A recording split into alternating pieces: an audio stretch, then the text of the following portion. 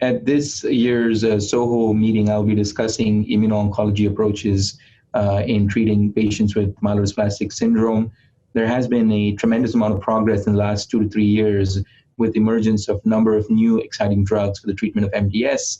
These include targeted agents such as IDH1 inhibitors, FLT3 inhibitors, BCL2 targeted therapy, Venetoclax, which in combination with azacitidine is showing encouraging activity both in the frontline, newly diagnosed higher risk MDS, as well as in post-hypomethylating agent failure MDS. And now there's also emergence of new immune therapies that we're quite excited about. Specific among them are the TIM3 antibody that is undergoing a randomized phase 2 study of azacitidine with TIM3 antibody versus azacitidine, as well as a CD47 antibody called magrolimab that has also started a phase 3 study randomizing azacitidine magrolimab versus azacitidine. So it's actually a great time in the MDS development. We have not had major developments in MDS therapeutics in the last few years.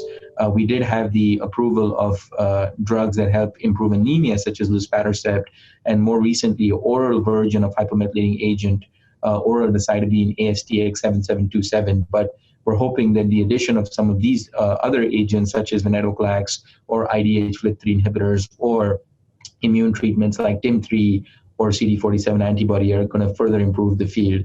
One of the things that we have learned now over the last few years is that there is a immunosuppressive tumor microenvironment that is present in myelodysplastic syndrome as well as in acute myeloid leukemia. Our group has published that the expression of immune inhibitory checkpoints such as PD-1, PD-L1, CTLA-4 is increased in the T cells in the bone marrow of patients with myelodysplastic syndrome and patients with acute myeloid leukemia compared to healthy individual bone marrow samples. And importantly, in patients who have received hypomethylating agents, specifically azacitidine, we have published that this resulted in an increase in the surface T cell expression of PD-1 and PD-L1, and the degree of increase in expression of PD-1, PD-L1 on the surface of T cells seem to be associated with a resistance to the azacitidine and a poorer outcome and survival. So we do think that a counter-regulatory inhibitory immune escape through upregulation of PD-1, PD-L1 on the surface of the T cells in the MDS tumor microenvironment, namely the bone marrow, is playing an important role in resistance or lack of response to the hypomethylating agents, which of course has led to a number of combinations combining drugs like azacitidine with different immune checkpoint inhibitors. Our group has published on azacitidine in combination with PD-1 inhibitor nivolumab in patients with newly diagnosed higher risk MDS, as well as azacitidine with CTLA-4 inhibitors such as ipilimumab in similar frontline higher risk MDS. And we do see that the response rates, especially with the combination of azacitidine and ipilimumab, seem to be quite encouraging at about 65 to 70% overall response rates and durable, and this is ongoing. In the meantime, additional work, including flow cytometry as well as RNA sequencing that has been done on bone marrow samples from patients with MDS across many institutions, including ours, has led to the identification of new, more MDS-specific potential immune inhibitory pathways, and one of these appears to be TIM3.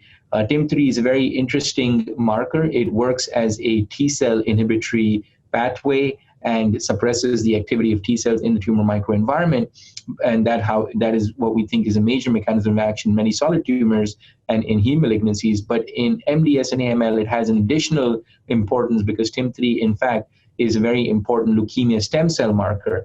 And so we believe that by targeting TIM3, we may be getting a dual benefit. One is we may be removing the T cell inhibition, allowing the T cells to act against the MDS and AML cells.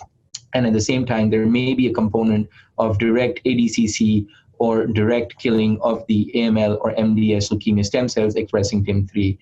There's a lot of work ongoing to figure out which of these pathways is playing a major role in the anti-leukemia activity, but the combination of the azacitidine with the TIM3 antibody does seem to be showing a good degree of activity, and we're looking for the phase 3 results.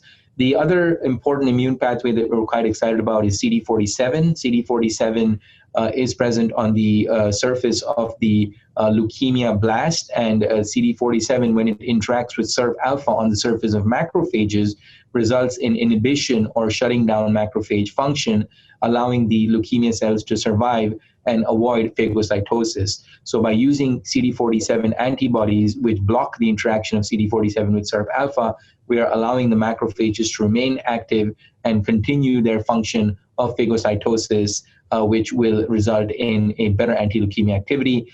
There is a CD47 antibody called magrolimab that is in development in MDS and AML, and the frontline data, especially in MDS higher risk patients, is very, very encouraging, with an overall response rate of about 90% and a true CR rate of about 45 to 50%. And the combination is very, very well tolerated.